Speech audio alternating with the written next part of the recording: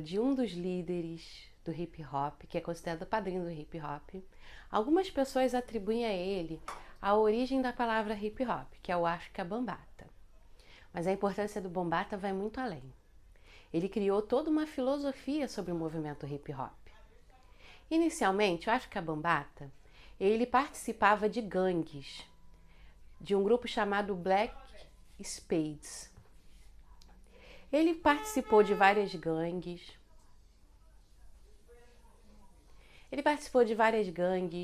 Começou a concluir que as lutas de gangues não eram algo que fosse muito bom. A vida dele mudou depois que ele participou de concurso de redação e conseguiu ganhar um prêmio para visitar a África. E ele conheceu os Zulus. Ele aprendeu que os líderes Zulus são líderes afetuosos. Ele começou a ver que o hip hop poderia ser um movimento que tiraria as pessoas das ruas para que começassem a produzir arte. Foi assim que ele criou o Zulu Nation. E vários líderes do Black Spade, vários integrantes começaram a participar do Zulu Nation. Como eu falei anteriormente, ele criou os 4 elementos do hip hop: o b-boy, a big girl, o MC, o DJ e o grafite. Então a sua importância é criar um movimento que reduzisse a violência no Bronx. No Zulu Nation, o Afrika Bambaataa pegava as bases de músicas, inclusive músicas de James Brown, criava letras e assim ele criava músicas. O James Brown foi tão importante para o Afrika Bambaataa que ele criou o movimento Liberte James Brown quando o James Brown foi preso. O Bambaataa criou as bases do Miami Bass e Freestyle, ritmos que influenciaram o funk carioca. Nós falamos um pouquinho do surgimento do hip hop nos Estados Unidos, que foi na década de 70, e no Brasil, quando o hip hop nasceu. O hip hop surgiu em São Paulo na década de 80. As pessoas se reuniam na 24 de maio no metrô de São Bento.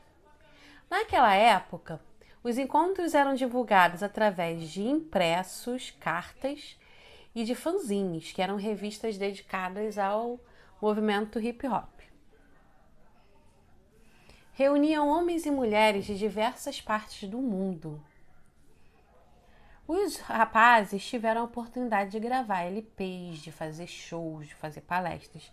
Já as mulheres, elas não foram muito reconhecidas. Um exemplo disso é a Sharon Line, que lançou discos com recursos próprios. Apesar de ter participado da rodas de rap, de ter fundado o grupo Rap Girls, ela foi a única mulher a participar da coletânea Nossos Dias. A sua história, o seu protagonismo, só foi possível ser recontado a partir do momento que toda a história do hip hop foi recontada. As mulheres utilizam o hip hop como forma de transmitir as suas lutas e as suas ideologias. Nos Estados Unidos aconteceu a mesma coisa com a Cindy Campbell, que era irmã do DJ Kool Herc. Ela produziu junto com ele o surgimento do hip hop. No entanto, as pessoas não falavam muito sobre ela, sobre tudo aquilo que ela fez para que o hip hop se desenvolvesse. O que fazia mais sucesso era o hip hop. Na década de 70, no Rio de Janeiro, na churrascaria Canicão, surgiram os bailes. Inicialmente só tocavam músicas em inglês, mas não era só o soul que fazia sucesso, também era o rock. O responsável era o Big Boy. O DJ Big Boy, ele também tinha um programa de rádio.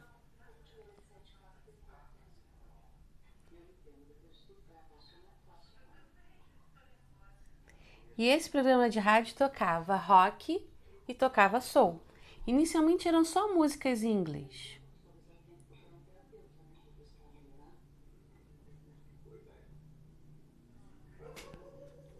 Depois que o Big Boy foi expulso do Canecão, ele passou a fazer um baile itinerante.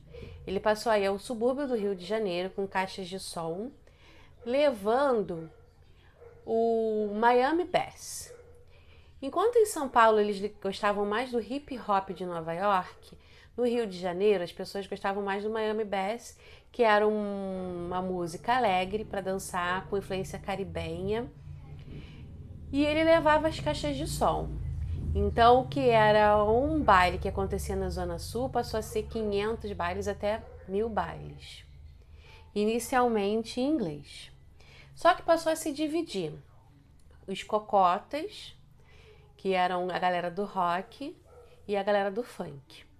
E muitas vezes era necessário fazer os bailes em horários diferentes porque as pessoas brigavam.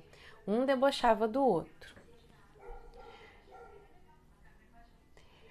Quando havia os bailes no Canecão, o Big Boy ele tocava desde James Brown até Beatles. Ele tinha o seu programa na Rádio Mundial. A primeira música de funk foi do Ademir Lemos, Olha Rapa, Olha Rapaziada. Depois teve o MC D.A.G. e o MC Batata, que cantava Feira de Jacari. Os bailes da pesada tocavam em todo o subúrbio. O Hermano Viana ele fez um livro depois que foi a sua tese de mestrado em antropologia e presenteou o DJ Malboro com uma bateria eletrônica. O professor na época brigou bastante com ele porque o pesquisador ele não pode interferir na pesquisa. E com essa bateria eletrônica ele mudou totalmente o rumo da história. O DJ Malboro começou a estudar a bateria eletrônica, a ver como funcionava. E assim ele fez o primeiro disco que foi o Funk Brasil, a partir do momento que ele começou a conseguir mexer com a bateria eletrônica e a fazer hits. Com o surgimento dos bailes do subúrbio, surgiu a Cashbox, porque as caixas de som itinerantes iam de lugar a lugar. Depois surgiu a Furacão 2000 e eles alugaram o horário na rádio, na TV. Eles percebiam que quando eles iam se apresentar na Globo, eles ganhavam pouco. E então, quando eles fizeram seu selo independente, eles ganhavam o triplo do que eles ganhavam quando se apresentavam na Globo. Uma coisa que foi muito criticada e marginalizou o funk no Brasil eram os bailes do corredor. O baile do corredor foi um erro do baile de galera. O baile de galera eram umas competições que existiam de um bairro contra o outro. Havia a premiação da rainha do baile, da música daquele bairro. E poderia ter dado muito certo. Segundo o DJ Malboro, poderia ser como se fossem as agremiações, as escolas de funk. Só que as pessoas inicialmente faziam algumas briguinhas.